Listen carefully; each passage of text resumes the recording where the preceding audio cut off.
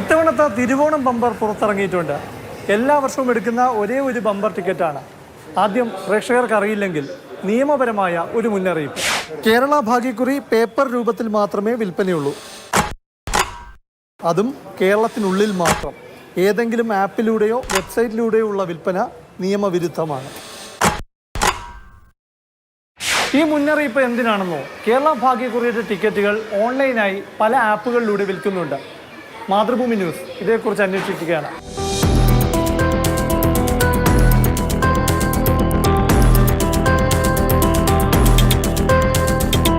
അപ്പോൾ ഇത്തവണത്തെ തിരുവോണം ബമ്പർ എടുത്താണ് അന്വേഷിക്കുന്നത്. ഞാൻ എടുത്ത ടിക്കറ്റ് TG 16 44 42. അപ്പോൾ അങ്ങനെ തിരുവോണം ബമ്പർ കയ്യിലായി. സുഹൃത്തും സഹപ്രവർത്തകനായ വിഷ്ണുവാണ്. വിഷ്ണു, തിരുവോണം ബമ്പർ എടുത്തിട്ടുണ്ട്. വിഷ്ണു എടുക്കുന്നു പറഞ്ഞു, എടുത്തോ? എടുക്കണം, ഇനി കുറച്ചുകൂടെ സമയമുണ്ടല്ലോ. അപ്പം നീ ഒരു കാര്യം ചെയ്യും, ഇത്തവണ ഓൺലൈനായിട്ട് എടുക്കുക. ഓൺലൈനായിട്ടോ? ഒരുപാട് ആപ്പുകളുണ്ട്. കേരള സർക്കാരിൻ്റെ എന്ന് തോന്നുന്ന തരത്തിലുള്ള ആപ്പുണ്ട്, കണ്ടോ? അത് തന്നെ ഒരു മുന്നറിയിപ്പാണ്. വിഷ്ണു, വലിയ വാഗ്ദാനമാണ്. ഓൺലൈനിൽ ടിക്കറ്റ് എടുത്താൽ നികുതിയില്ല, ഏജൻസി കമ്മീഷൻ ഇല്ല, മുഴുവൻ സമ്മാനത്തുകയും കൈ കിട്ടും. സമ്മാനം കിട്ടാൻ 50% സാധ്യതയുണ്ടെന്ന്. 10 കോടിയുടെ നറുക്ക് ഇതേ വരുന്നു. 10 കോടിയുടെ നറുക്ക് ഇതാ വരുന്നു. ഭയങ്കരം തന്നെ. സർക്കാരിൻ്റെ ഔദ്യോഗിക ആപ്പെന്ന മട്ടിലാണല്ലോ ഡിസൈനൊക്കെ. കേരള സർക്കാരിൻ്റെ എല്ലാ ടിക്കറ്റുകളും ഇവിടെ ഉണ്ട്. ഇത് തിരുവോണം ബമ്പറും ഉണ്ടല്ലോ. തിരുവോണം ബമ്പറുണ്ട്. നീ ഓൺലൈനായിട്ട് ഇതിൻ്റെ അകത്ത് നമുക്ക് ഇഷ്ടമുള്ള സീരീസും നമ്പറും സെലക്ട് ചെയ്യാൻ പറ്റും. ആണോ? അപ്പം അങ്ങനെയാണെങ്കിൽ ഒരു കാര്യം ചെയ്യും, ഇത് തട്ടിപ്പുണ്ടോയെന്ന് അറിയണമല്ലോ. ഞാൻ എടുത്ത ഈ ടിക്കറ്റില്ലേ ഈ നമ്പർ തന്നെ വാങ്ങാൻ നോക്ക്. അതെങ്ങനെ ശരിയാവും ചേട്ടാ? ആ ടിക്കറ്റ് നിങ്ങൾ വാങ്ങിയില്ലേ? നീ എങ്കിലും ഈ നമ്പർ ഒന്ന് എൻ്റർ ചെയ്ത് നോക്ക്. നമുക്ക് ഇഷ്ടമുള്ള നമ്പർ സെലക്ട് ചെയ്യാന്നല്ലേ പറയുന്നത്. നോക്ക്, TG 16 16 44 42. Search ticket U.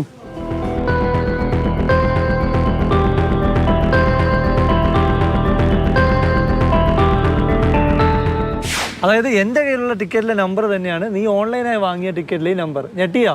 ഈ നമ്പറിനാണ് ഇപ്പോൾ 1ാം സമ്മാനം എന്ന് വിചാരിക്കും. അപ്പം നമ്മൾ എന്ത് ചെയ്യും? ഞാൻ എന്ത് ചെയ്യുമെന്ന് ഞാൻ പറയാം. ഞാൻ ഈ ലോട്ടറി കൊണ്ട് ലോട്ടറി ഡയറക്ടറേറ്റിൽ ഹാജരാക്കി ഈ നികുതി കിഴിച്ചിട്ടുള്ള 25 കോടിയിലെ 1ാം സമ്മാനവും കൈപ്പറ്റും. അപ്പം ഞാനോ? നീ എന്ത് ചെയ്യും? നിനക്ക് ഓൺലൈൻകാരല്ലേ ലോട്ടറി വിറ്റത്? അതെ, അവർ തരുമായിരിക്കും. അതന്നെ, അവരാരാ? 500 രൂപ പോയോ മോനെ? ഈ ഓൺലൈനിൽ കളിക്കുന്നവർ പറയുന്നതേ അവർക്ക് ഇടയ്ക്കിടയ്ക്കൊക്കെ സമ്മാനം കിട്ടാറുണ്ടെന്നാണ്. ഒന്ന് തിരക്കി നോക്കാം. ഓൺലൈൻ എടുക്കുന്നുണ്ട്. ഇപ്പോൾ ചാൻസ് ഉള്ള നമ്പേഴ്സ് നമുക്ക് കടകളിൽ കിട്ടാറില്ല. ഇപ്പോൾ 2000 ടിക്കറ്റ് കൊടുത്താൽ പോലും ഒരു ഷോപ്പ് വിറ്റാൽ പോലും വെറും 500 രൂപയും 1000 രൂപയ്ക്കും ഒരു പ്രൈസ് കിട്ടുന്നത്. അപ്പോൾ ഈ ഓൺലൈൻ വഴി എടുക്കുമ്പോൾ നമുക്ക് ഇഷ്ടമുള്ള നമ്പറുകൾ എത്ര വേണമെങ്കിലും എടുക്കാൻ പറ്റുന്നതാണ് ഇതിൻ്റെ ഏറ്റവും വലിയൊരു ബെനിഫിറ്റ് ആയിട്ട് കാണുന്നത്. സാധാരണ നമ്മളൊരു ആപ്പ് യൂസ് ചെയ്യുന്നതൊക്കെ തന്നെയാണ്. നമുക്കതിനകത്ത് പൈസ ആഡ് ചെയ്യുക, ഡെപ്പോസിറ്റ് ചെയ്യാനുള്ള ഓപ്ഷൻ ഉണ്ട്.